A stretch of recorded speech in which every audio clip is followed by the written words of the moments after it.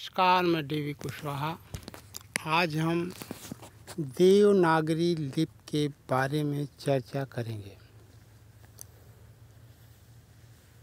जैसा कि हम जानते हैं, जब भी हम किसी लिपि के बारे में अध्ययन करें तो थोड़ी बहुत जानकारी हमें भाषा और लिपि की एक परिभाषा के बारे में होना ज़रूरी है। भाषा की अगर हम परिभाषा करें तो भाषा जब मानव अपने ध्वनियों के माध्यम से अपने विचारों का संप्रेषण करता है, उस संप्रेषण की क्रिया को भाषा कहते हैं।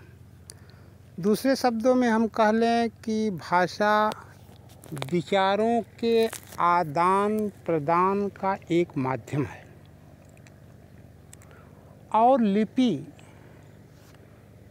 उस संकेत या चिन्ह को कहते हैं जिसके माध्यम से हम भाषा को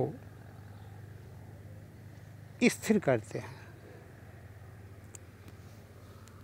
भाषा अस्थायी होती है और लिपि अस्थायी होती है।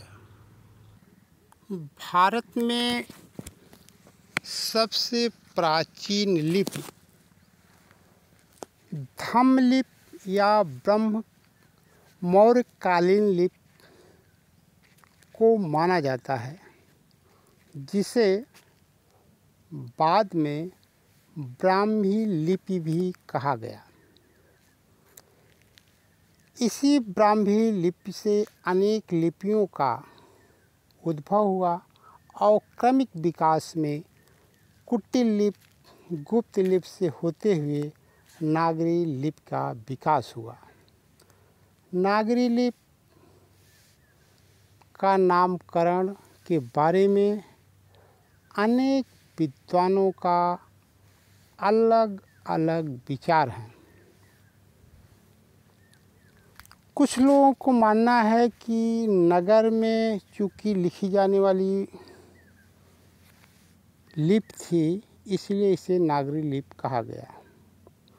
अनेक विद्वानों का मानना है कि यह नागवंशी राजाओं द्वारा अपने सरकारी कामकाज में प्रयोग में की जाती थी, इसलिए इसे नागरी लिपि का नाम दिया गया।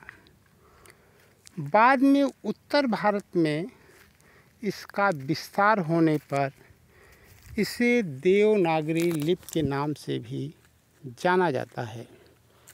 वर्तमान स्वरूप इसे देवनागरी लिपि के रूप में जाना जाता है। नागरी लिपि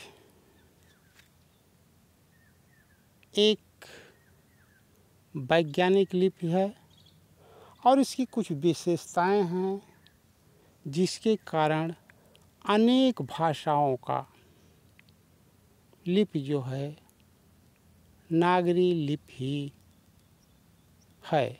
जैसे संस्कृत, मराठी, बंगाली, गुजराती, कोंकणी जैसे भाषाओं को हम नागरी लिपि में ही लिखते हैं या देवनागरी लिपि में लिखते हैं।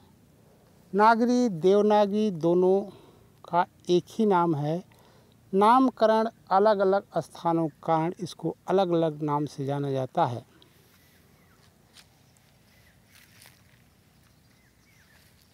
इस